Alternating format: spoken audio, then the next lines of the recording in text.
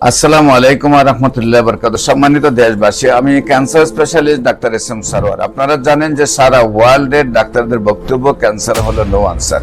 Cancer হলে আমরা সাময়িকভাবে চিকিৎসা দিয়ে থাকি, একসময় ক্যান্সারের মৃত্যু হয়, এটাই মেনে নিতে হয়। এমনই একজন ক্যান্সার রোগী মৃত্যু যে মানুষ আপনাদের সাথে পরিচয় করে দিচ্ছি, যিনি বাংলাদেশে কিভাবে চিকিৎসা করেছেন, ইন্ডিয়াতে কিভাবে চিকিৎসা করেছেন, ওনার শারীরিক অবস্থা কিভাবে ছিল, এখন উনি কিভাবে সেই ক্যান্সার থেকে বিজয় লাভ করছেন, আমরা সেই ব্যক্তির সাথে আপনাদেরকে পরিচয়টা তুলে ধরছি।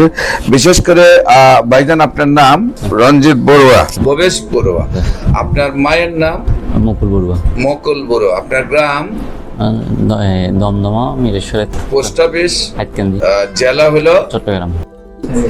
চট্টগ্রাম। হ্যাঁ, তো বিশেষ করে আপনি যে অসুস্থ হয়েছিলেন, কিভাবে কোথায় কোথায় গিয়েছেন, কিভাবে কি চিকিৎসা করেছেন এবং আমার কাছে কিভাবে আসেন, একটু যদি বিস্তারিত দেশবাসীর উদ্দেশ্যে বলেন।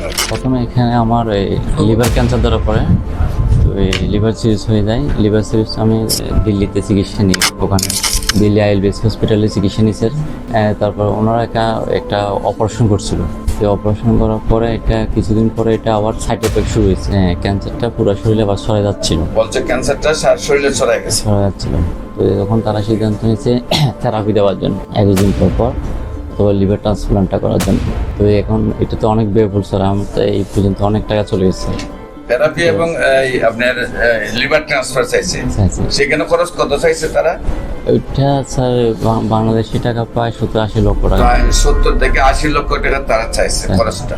আর এর আগে আপনার কত খরচ হয়েছে? এবারে প্রায় 30 লক্ষ টাকা মতো চলে। প্রায় 30 লক্ষ টাকা খরচ হওয়ার পরে বলছে যে আবার লিভার ট্রান্সফার করতে প্রায় 70 লাখ টাকা দরকার।